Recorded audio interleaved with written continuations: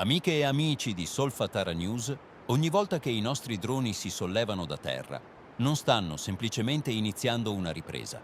Stanno entrando in un sistema vulcanico attivo, instabile, in continua trasformazione.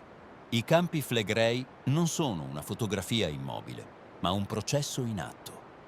Un organismo che respira, accumula energia e la rilascia attraverso segnali che vanno osservati con attenzione, soprattutto quando cambiano improvvisamente. Dall'alto, la caldera smette di essere un concetto astratto e diventa qualcosa di estremamente concreto. Fumarole che variano, superfici che si scaldano, pressioni che cambiano. Tutto parla, anche quando sembra non succedere nulla. Prima di entrare nel monitoraggio di oggi, ricordiamo che il nostro lavoro è possibile solo grazie a chi sceglie di sostenerlo in modo libero. Il nostro spazio Buy Me a Coffee ci permette di continuare a volare, mantenere i droni, sostituire batterie, sensori e garantire una documentazione costante su uno dei territori più complessi d'Europa. Il link è in descrizione e nel commento fissato. Iscrivetevi ai nostri canali YouTube e TikTok e unitevi al gruppo Facebook Solfatara News Group, uno spazio di confronto dove immagini, dati e osservazioni diventano patrimonio comune. Passiamo ora alla notizia del giorno. Dopo diversi giorni di tregua apparente, questa mattina la terra nei campi Flegrei ha ripreso a tremare. Scosse avvertite chiaramente dalla popolazione hanno interrotto una fase di calma che, in un'area bradisismica attiva, non va mai interpretata come stabilità. Questi eventi rientrano nella normale dinamica della caldera, ma non possono essere considerati irrilevanti. La storia flegrea ci insegna che spesso, dopo periodi di quiete sismica, il sistema può riattivarsi con sciami più intensi. La calma qui può essere solo una fase di accumulo. Come ogni giorno, abbiamo alzato i nostri droni per osservare direttamente ciò che il sottosuolo sta raccontando. La prima tappa è stata la fumarola dei Pisciarelli. Dalle immagini emerge un dato che stiamo seguendo con crescente attenzione. Il fango nella polla continua a diminuire giorno dopo giorno. Questo non indica un indebolimento del sistema, ma suggerisce un possibile aumento della pressione interna. Abbiamo misurato la temperatura della fumarola, che oggi ha raggiunto 103,3 gradi centigradi, un valore nettamente più alto rispetto a ieri. Anche se si tratta di variazioni di pochi gradi, in un vulcano imprevedibile come i Campi Flegrei, questi cambiamenti non possono essere sottovalutati. Come sempre, mostriamo a schermo il grafico aggiornato delle temperature dei giorni precedenti, perché è la tendenza, non il singolo dato, a fare la differenza.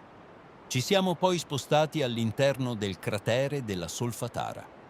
A parità di condizioni meteo rispetto a ieri, oggi il vapore appare meno visibile e meno denso, ma la pressione con cui fuoriesce dalla bocca principale resta sostanzialmente invariata.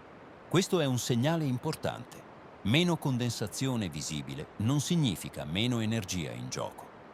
Abbiamo effettuato la misurazione alla fumarola della Bocca Grande, registrando una temperatura di 182,8 gradi centigradi, un valore nettamente più alto rispetto ai giorni scorsi. Anche in questo caso parliamo di variazioni contenute, ma che assumono un peso enorme se inserite nel contesto di un sistema già sotto stress. Il grafico a schermo mostra chiaramente come questi valori si stiano posizionando su un livello più alto rispetto al recente passato. Durante il sorvolo odierno, però, è emerso un elemento ulteriore che merita particolare attenzione. Utilizzando il drone termico abbiamo individuato una parete alta del cratere della Solfatara significativamente più calda del solito.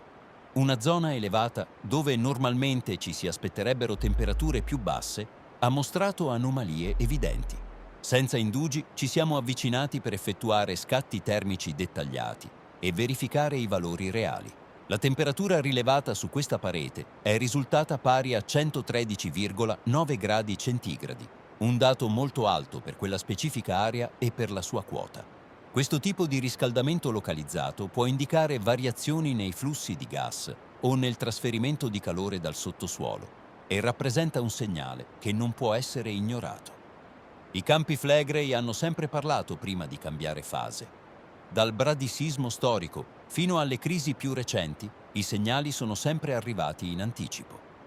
Il problema non è la mancanza di indizi, ma la capacità di leggerli nel loro insieme. Il nostro compito non è creare panico, ma nemmeno spegnere l'attenzione. Informare significa osservare, confrontare, ricordare. Perché in un territorio come questo, la memoria è una forma di sicurezza. Noi continueremo a monitorare, volare e documentare ogni variazione, ogni anomalia, ogni segnale. Un saluto da Solfatara News.